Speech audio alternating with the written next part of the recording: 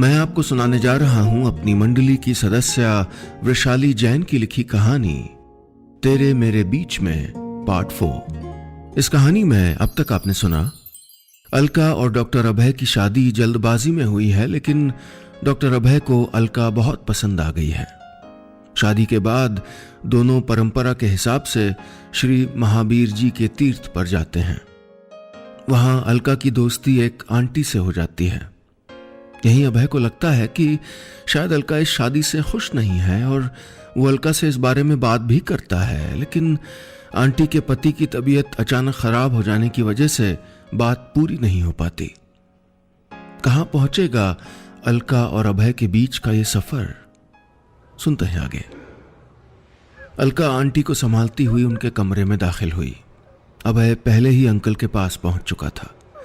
Uncle bed पर करवटें बदलते हुए उखड़ी उखड़ी सांसें भर रहे थे। उनके सीने में तेज दर्द उठा था। आंटी का रो रो के बुरा हाल था। रिजॉर्ट के मैनेजर भी वहीं आ गए। अभय ने फौरन उनकी शर्ट के बटन ढीले किए और उनका बायां हाथ उनकी छाती पर टिकाकर उन्हें बेड रेस्ट के सहारे टिका दिया। अलका, मेरे बैग में एक किट है व्हाइट कलर की, उसको जल्दी ले आओ प्लीज, अभय ने बिना पलटे ही कहा। अलका और अभय का कमरा 2 कमरे छोड़कर था। अलका साड़ी संभालती हुई दौड़ती हुई कमरे में गई और अभय के बैग से किट निकाल के ले आई। लौटी तो देखा अंकल को सीने में लगातार दर्द हो रहा था। उसने किट खोलकर अभय के पास रख दी। अभय ने स्टेथोस्कोप निकाला और अंकल की जांच शुरू की। उसने आंटी से पूछा, आखिरी बार क्या खाया था इन्होंने? आंटी बोली, सुबह चाय पी थी, बस हम अभी मंदिर से लौटे, बस खाने ही जा रहे थे। खाना कल शाम 7 बजे खाया था। अचानक आंटी की सिसकी निकल गई। सब ठीक हो जाएगा आंटी, अभय हैं, वो कुछ गलत नहीं होने देंगे, आप परेशान बिल्कुल मत होइए। अभय की आंखें अलका पर टिक गईं। अलका ने अचकचाकर अपनी नजरें फेर ली। वाकई अभय पर इतना भरोसा था उसको, शायद था। थोड़ी नाराजगी भी थी जो अब थोड़ा कम होती लग रही थी। अभय की 2 गोली से अंकल को आराम पड़ना शुरू हो गया था। आंटी अब भी सुबकियां भर रही थीं। अभय ने उनसे कहा, आंटी गैस की वजह से दर्द हो गया है, परेशान होने जैसा कुछ भी नहीं है। ये एंटासिड रखिए, 3 दिन रोज सवेरे खाली पेट दीजिएगा। दरवाजे के पास खड़ी अलका के नजदीक अभय रुका और आंटी की तरफ मुड़ के बोला, सही कहा था आंटी आपने, लड़की वाकई कुछ ज्यादा अच्छी मिल गई मुझे। और बिना आगे कुछ कहे कमरे में वापस चला गया। अलका आंटी को देखकर हल्का सा मुस्कुराई और जाने को वापस मुड़ गई।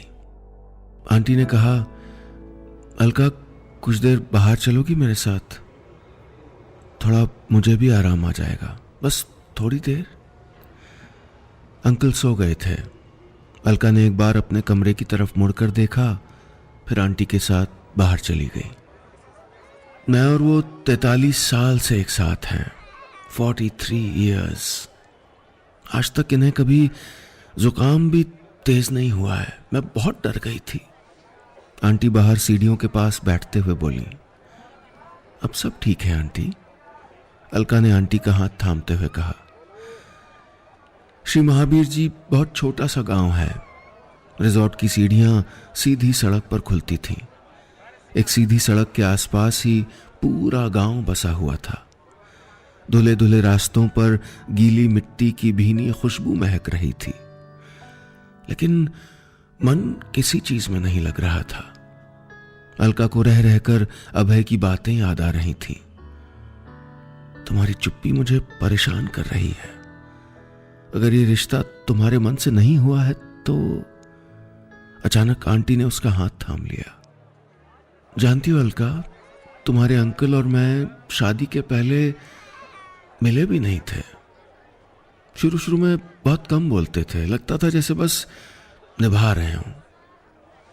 अलका ने आंटी का हाथ कस के थाम लिया, लेकिन कुछ बोली नहीं। मुझे हमेशा लगता कि मैं ऐसा क्या करूं कि वो मुझको पसंद करने लगे। यू सी, उस टाइम ये चॉइस नहीं होती थी, लेकिन पेशेंस बहुत होता था। एक रोज वो मेरे पास आए और बोले कि मैंने पढ़ाई क्यों छोड़ी। मैंने कहा आपसे ब्याह जो हो रहा था। वो बोले मैंने शादी के समय सुना था कि तुमको पढ़ना बहुत अच्छा लगता है, अगर तुम पढ़ाई वापस शुरू करोगी तो मुझे अच्छा लगेगा। बस इतना कहकर इंटर का फॉर्म दे गए थे।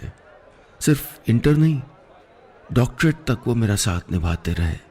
मेरी पोस्टिंग पर मुझसे ज्यादा खुश वो थे।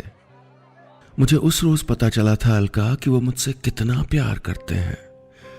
प्यार है ऐसा कहना हर बार जरूरी नहीं होता, लेकिन जताना जरूरी होता है।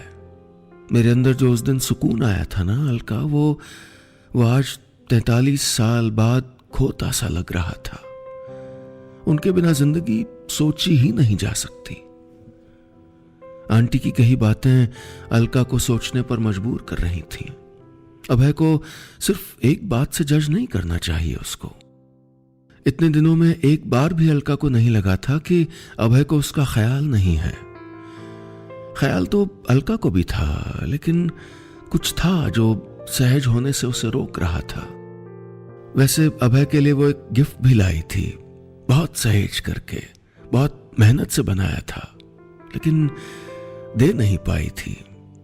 जैसे अभय से ये कह नहीं पाई थी कि पढ़ाई छोड़ना उसे अच्छा नहीं लग रहा है, कि अभय उसे पसंद था पर ऐसा कॉम्प्रोमाइज वो हर बार करने को तैयार नहीं है। शायद उसे कह देना चाहिए था। वो तुमसे बहुत प्यार करता है ना, आंटी ने अचानक कहा तो उसका ध्यान टूटा। ठंड बढ़ रही है आंटी, अंदर चलते हैं, अलका ने कहा और बिना कोई जवाब दिए अंदर जाने के लिए उठ गई। अगली सुबह उसको और अभय को जयपुर से दिल्ली की फ्लाइट पकड़नी थी। उन दोनों ने और आंटी अंकल ने एक साथ ही चेकआउट किया था। आंटी अभय के पास आई और बोली, तुमने कल जो मदद की उसके लिए बहुत शुक्रिया बेटा, मैं वाकई बहुत डर गई थी। इसमें शुक्रिया जैसा कुछ नहीं है आंटी, इट्स ऑल गुड। इतना बोलकर अभय आगे निकला ही था कि आंटी ने आवाज दी, अलका, लड़का कुछ ज्यादा ही अच्छा मिल गया तुझे।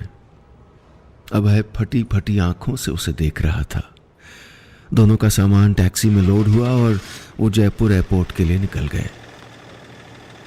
एयरपोर्ट पहुंचे तो मालूम चला कि उनकी फ्लाइट 2 घंटे लेट है। दोनों चेक इन करके वेटिंग एरिया में बैठ गए। कल से दोनों के बीच कोई बात नहीं हुई थी। हुआ था तो बस एक दूसरे को निगाहें भर भर के देखना, जैसे आंखें वो सारा काम कर देंगी जो ज़बान नहीं कर पा रही थी। अभय अखबार लिए बैठा था। उसे नहीं पता था कि खबर में क्या लिखा है। उसे तो बस पिछली दोपहर किसी नश्तर की तरह चुभ रही थी और वो चुभन उससे सही नहीं जा रही थी। अलका का हाल भी कुछ ऐसा ही था। अभय एक अच्छा इंसान था।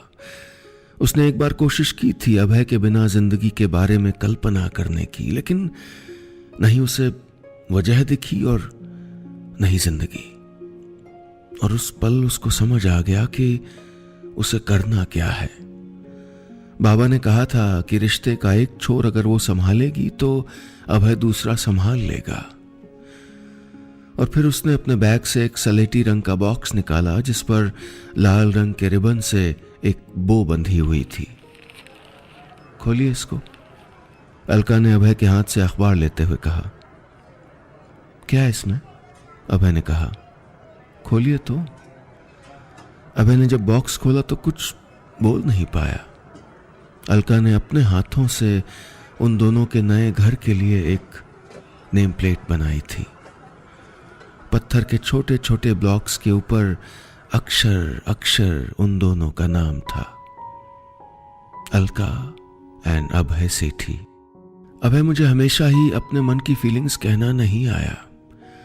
आप जितनी आसानी से कह लेते हैं, जितनी आसानी से बांट लेते हैं, उतनी आसानी से मैं कभी बात कर ही नहीं पाई।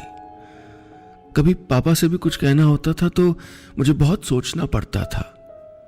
मुझे लगा था कि उस दिन आपको रिश्ते के लिए हाँ कहकर मैंने जता दिया है कि आप मेरी पसंद हैं, लेकिन शायद मैं ठीक से समझा नहीं पाई। फिर मेरा कॉलेज छूटने की तकलीफ भी थी मुझको। मैंने आपसे पहली ही मुलाकात में कहा था कि मेरी पढ़ाई मेरे लिए बहुत मायने रखती है, लेकिन ये नेम प्लेट जितना आपका सपना है उतना ही मेरा भी। मैं बस अपने ही मन में उलझ गई थी। अभय की आंखों से न जाने कैसे 2 आंसू लुढ़क आए। अभय ने बहुत एहतियात से वो डब्बा एक किनारे रखा और कहा, मैं भी लाया था कुछ तुम्हारे लिए। और फिर अपने बैग से कुछ कागज निकालते हुए कहा, कोलंबिया यूनिवर्सिटी में एक स्पेशल पब्लिशिंग कोर्स होता है 6 महीने का। बुआ ने बताया था कि तुम उसके बारे में बहुत बात करती थी। मैंने फॉर्म्स मंगाए तुम्हारे लिए। कोर्स जुलाई में शुरू होगा। मैं जानता हूं अलका कि तुमने मेरे लिए क्या छोड़ा है।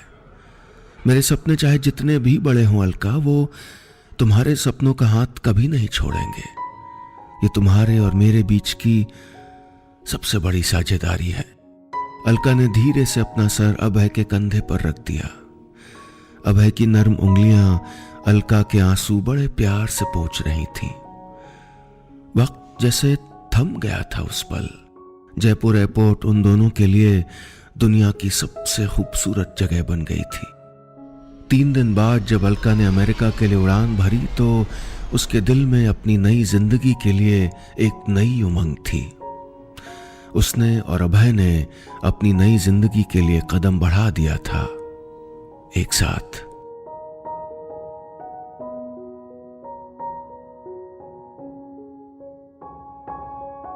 बस इतनी सी थी ये कहानी। दोस्तों, ये थी मेरी मंडली की सदस्य वृषाली जैन की लिखी कहानी तेरे मेरे बीच में पार्ट 4। उम्मीद है ये पूरी कहानी आपको पसंद आई होगी।